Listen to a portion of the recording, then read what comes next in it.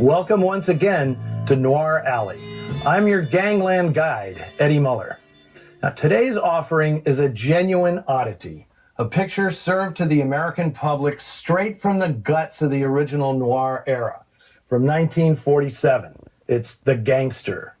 Now, what makes the film unusual is that it's a work of unbridled artistic ambition, with significance and seriousness steeped in practically every frame of its archly theatrical, almost operatic production. Now, that may not be unusual for a film produced at MGM or 20th Century Fox, but for a film made by the King brothers, the monarchs of Poverty Row, it truly is an aberration. Brothers Frank, Maurice, and Herman Kosinski were transplanted New Yorkers who'd made a killing in the West Coast slot machine business during the 1930s, a shady but infinitely more legal business than the rum-running racket their father was involved in during Prohibition. In the early 40s, after renaming themselves the Kings, they broke into the picture-making business, making B-movies and a long-term deal with Monogram. Now, Frank King had the movie-making savvy, and brother Maury was the shrewd money man. And their movies, all made on dirt-cheap budgets, always turned a profit.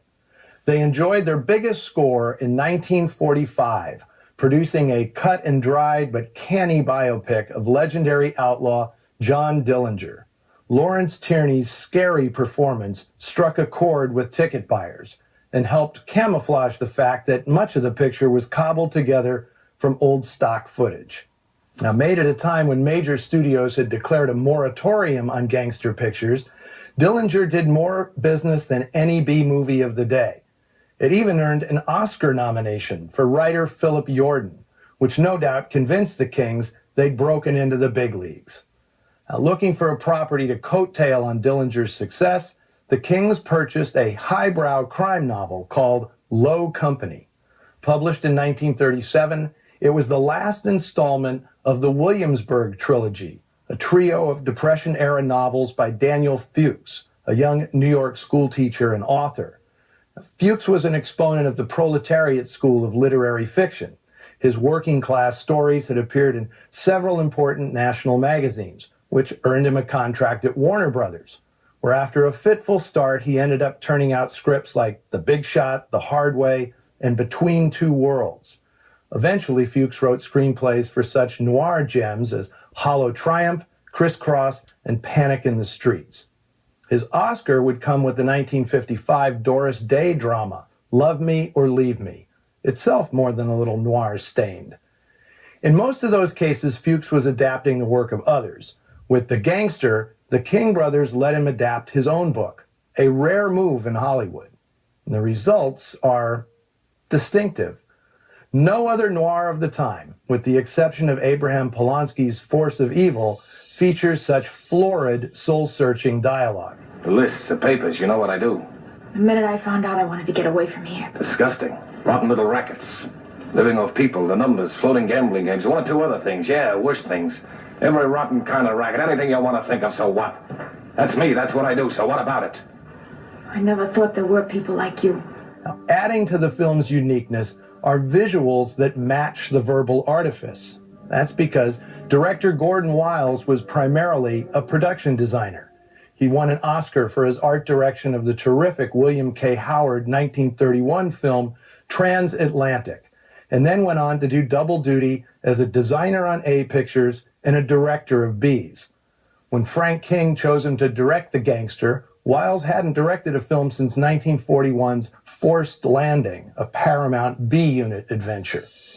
Wiles rose to the challenge of recreating an East Coast boardwalk town entirely on sound stages. Frank King believed in saving money by not shooting on location. In fact, he routinely chastised big studios for their profligate spending, telling The Hollywood Reporter, "With The Gangster, we used an art director who was able to reproduce Coney Island and New York's elevated trains in cardboard. By not using proper technicians and with no regard for expense, a different producer might have called in a construction company to build a portion of the L, or even have taken a costly trip to the actual locale. On the screen, the difference cannot be discerned." Well, all due respect to Mr. King, the difference certainly can be discerned. But the more crucial question is, does it matter? No rule says movies need to be naturalistic, only engrossing. And on that score, star Barry Sullivan carries more than his share of the weight. As the title character, a small-time racketeer of indeterminate ethnicity named Shabunka, he mixes seething insecurity with hot-headed temper. Never a good combo in real life, but dynamite on screen. Tell me, what did you do? What are you talking about? Did you sell me out? Who, me? Did you go over to them? I wish I did. I wish I could. The trouble with me is I got a conscience. All right, then, use your head. Don't panic. Now, Sullivan had made an earlier picture for the Kings, Monogram's first $1 million movie, a quirky 1946 noir called simply Suspense. It was intended as the breakthrough role for Sullivan's ice skating co-star, Belita, who plays his squeeze in today's movie. Now, Sullivan would candidly remark about his co-star, "I always had a fondness for Belita because she didn't know what the fudge was happening. She was a great skater, but acting and filmmaking were totally foreign to her." Well, I too have a fondness for Belita, which I'll reveal in earnest when we screen her best noir, The Hunted, in a few weeks. But today there's no ice skating on Coney Island. Instead, we're taking a deep dive into the moral muck of a seaside sleaze pit. The low company featured is portrayed by an astounding array of noir regulars: Harry Morgan, John Ireland, Akim Tamarov, Sheldon Leonard, Elijah Cook Jr., and Charles McGraw. There are also terrific turns by actresses Joan Loring, Fifi D'Orsay, and Virginia Christine, known to us old-timers as the Folgers Coffee Lady. And in bit parts, keep your eyes peeled for Jeff Corey, Billy Gray, and Shelley Winters. Now, even with all that, I'm still leaving out a bunch of familiar faces. Seriously, this movie is a bonanza of bit parts.